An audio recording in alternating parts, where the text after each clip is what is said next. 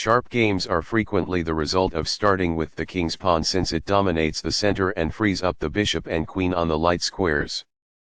A typical answer is e5, which builds a position in the middle, controls d4, and frees up the queen and bishop on the dark square. The move nf3 advances the knight toward the center, engages the e5 piece in combat, and sets up a castle. nc6 defends the pawn on e5, advances the knight toward the center, and scans the d4 square.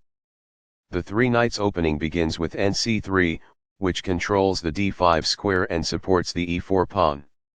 nf6 develops the knight, attacks the e4 pawn, and controls the d5 square.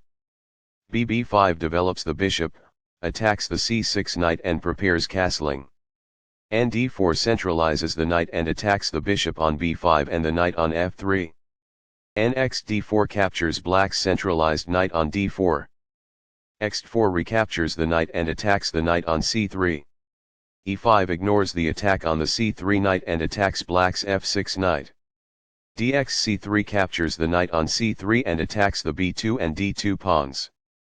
x6 recaptures the knight and attacks the g7 pawn. qxf6 captures the pawn and develops the queen. dxc3 captures the pawn and allows the dark squared bishop to develop. qe5 plus puts white in check and attacks the bishop, forcing its retreat to e2. This defends a bishop that was under attack and had no defenders. This maintains the balance in material with a good trade. It is the last book move.